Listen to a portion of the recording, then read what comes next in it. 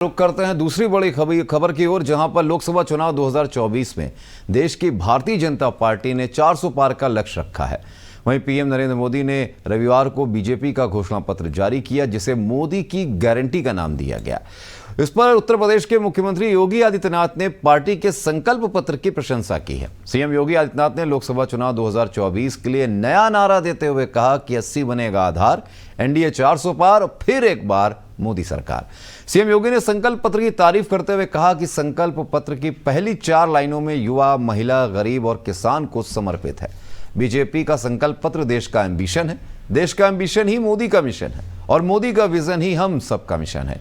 यह संकल्प पत्र देश के सभी नागरिकों को मोदी की गारंटी है। यह dignity of life, quality of life, quality of opportunity की अपेक्षा को पूरा होने की गारंटी है। मुख्यमंत्री आदित्यनाथ ने कहा कि यह संकल्प पत्र नए भारत का, श्रेष्ठ भारत का और आत्मनिर्भर भारत का एवं विकसित भारत का एक ब्लूप्रिंट है। उन्होंने कहा कि संकल्प पत्र घोषणा करता है भ्रष्टाचार के खिलाफ एक निर्णायक युद्ध का। यह पहला आम चुनाव है जिसके परिणाम के बारे में एक आश्वस्त का भाव पूरे देश में देखने को मिल रहा है, क्योंकि लोगों को मोदी जी की गारंटी पर पूरा विश्वास है। तो डॉक्टर साहब, जिस तरीके से घोषणा पत्र जारी हुआ बीते रविवार को और उस पर सीएम योगी आदित्यनाथ ने इतना बड़ा एक बयान प्रशंसा करते हुए दिया है, आपको नहीं लगता कि क्या वो गारंटी की जो बात की जा रही है, 10 वर्षों से एनडीए की सरकार जो है सत्ता में, उसके बावजूद वो जो सपने थे, वो गारंटी जो थी, कहीं अभी बाकी रह गई है या फिर कुछ और नई गारंटी की बात करी जा रही है? क्योंकि फिर से वही मुद्दे हैं। देखिए, ये भी एक बीजेपी की रणनीति है जी।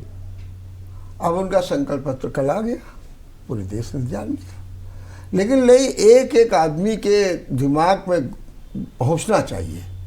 इसलिए कल से लेके आज तक सारे राजधानियों में, नगरों में, गांव तक, कस्बे तक हर बीजेपी का नेता संकल्प लिए, पत्र लिए बात कर रहा है।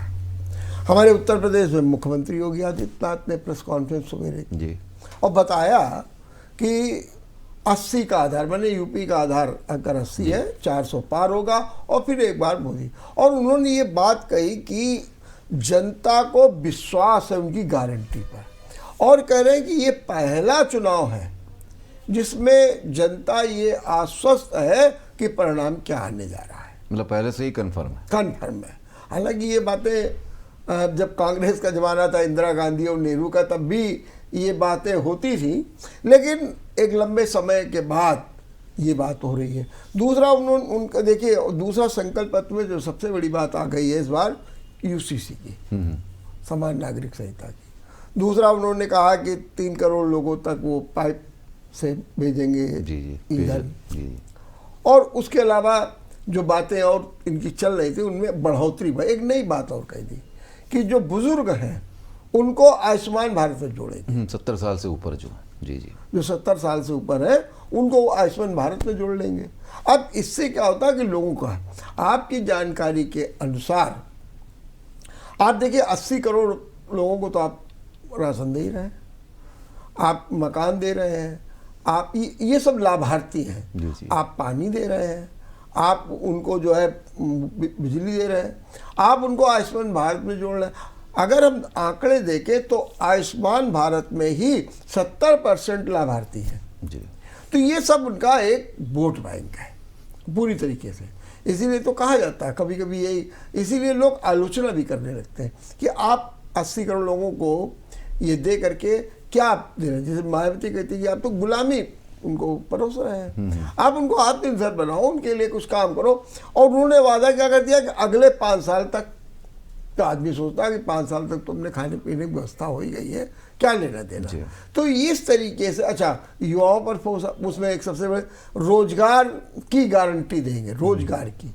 अब उसमें एक कंफ्यूजन है कि नौकरी की नहीं, रोजगार करो, आप अपने पैरों पर खड़े हो जा करके लोन दे देंगे, मदद कर देंगे।